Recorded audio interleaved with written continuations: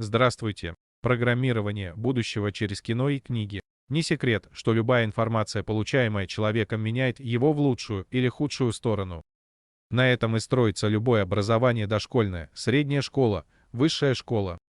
Но кроме общего образования, каждый человек сам находит и получает необходимую ему информацию посредством самообразования. Но образование и получение информации также происходит и в повседневной жизни. Любые разговоры людей, информация из радио или ТВ также являются обучением. Любая информация несет положительные и отрицательные знания и качества. А значит, и дальнейшая жизнь также может у такого человека будет связана с развитием, созиданием или с разрушением, деградацией. Допустим, сейчас ситуация с вирусом и отношением ко всему людей была спрограммирована и создана фильмами и книгами, выпущенными последние 15 лет. Конечно, вы можете в это не верить. Но если взглянуть на то, что происходило в 90-е годы прошлого века на территории стран бывшего СССР, а именно разрушение семей, криминал, бандитизм, свободная любовь, секс, это все было заложено еще с середины 70-х годов. Когда появились в кинотеатрах кино про Фантомаса, ковбоев, детективы и книги жанра детектив, любовные романы. А уже с середины 80-х появились много видеосалонов, где можно было увидеть боевики, эротические фильмы и другие.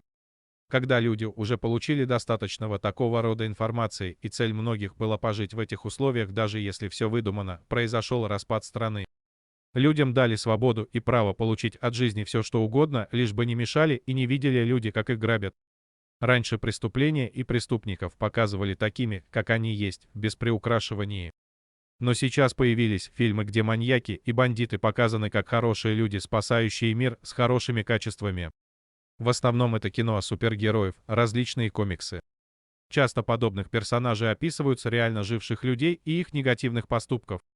Но ведь раньше, если персонаж негативный, тогда и в других его фильмах он негативный, и это было нормально.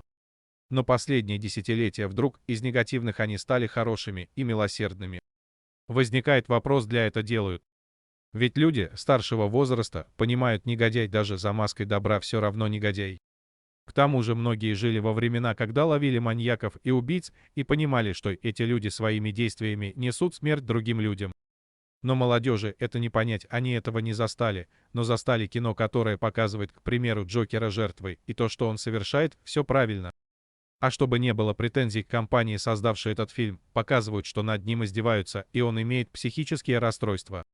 Так и с другими фильмами, например, «Отряд самоубийц», показывая, что они заключенные и сидят в тюрьме, а когда необходимо спасение мира, то есть выпускают как расходный материал.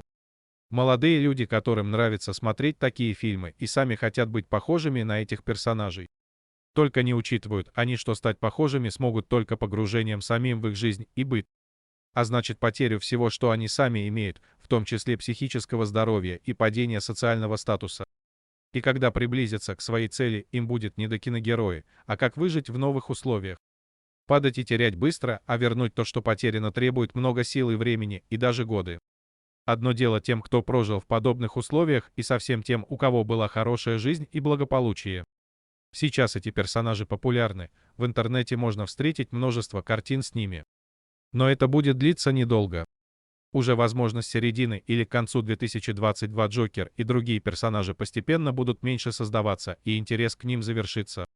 Это связано с тем, что, как говорят люди, произошли события, которые очень сильно ударили по тем, кто на протяжении пару тысяч лет управлял нашим миром. Они вроде как проиграли солнечно-огненным людям добра. И теперь мир постепенно меняется в сторону развития и добра.